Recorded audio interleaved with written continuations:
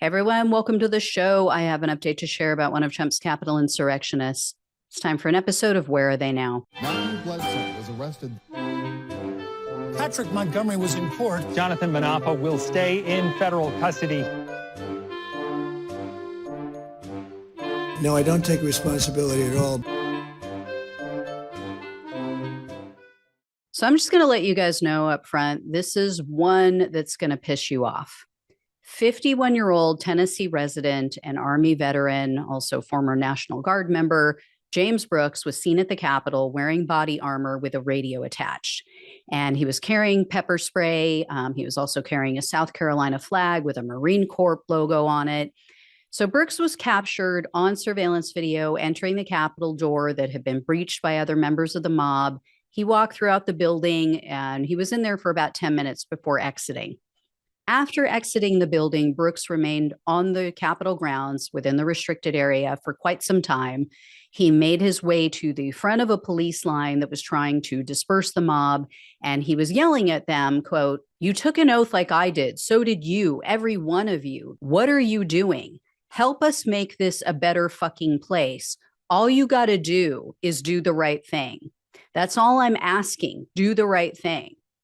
Well, during interviews with the FBI, Brooks admitted to witnessing others assaulting the police. He said he saw people throwing punches, pushing them, and he told the agents that he thought that the military was going to step in and arrest people on January 6th, people like Nancy Pelosi, others who were, he believed at least, were involved in election fraud. So he thought that the police and the military would say, quote, "This is bullshit, this is fraud," and that they would, quote, turn and help the mob.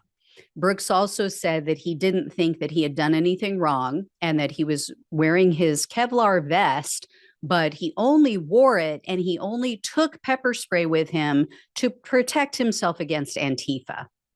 I mean, so delusional. So Brooks was arrested on January 5th of this year, and he was charged with only entering a restricted building or grounds, 2 counts of disorderly conduct, and parading in a Capitol. Following his arrest, Brooks was interviewed by a local CBS affiliate news outlet. He admitted to them that he was at the Capitol, but he said that he was nonviolent and that he was misled by false QAnon news. Brooks also told the reporter, quote, "President Trump asked that we march to the Capitol, so we did." And yet, he said that if he knew then what he knows now, he still would have gone to DC, but he wouldn't have entered the Capitol. In August of this year, Brooks pleaded guilty to entering a restricted building or grounds. He was facing up to 1 year in prison, 1 year of probation, and $100,000 in fines. The prosecutor, though, requested only 3 months in jail, 1 year of probation, and $500 in restitution. I couldn't locate details about the sentencing hearing, but U.S. District Judge Gia Cobb presided over Brooks' sentencing. If I'm not mistaken, this was her first sentencing for January 6th, and I am thoroughly unimpressed. She is another weak Biden appointee. She just doesn't get it. Judge Cobb sentenced Brooks to only 12 months of probation, 60 hours of community service, and $500 in restitution. If that wasn't enough to piss all of you off, check this out. The group known as the Sedition Hunters located photos of Brooks physically engaging with police on January 6th. What you see on your screen right now is Brooks pushing against police officers, pushing against their riot shields. Sadly, they posted on Twitter, quote, "Sometimes they just get away with it."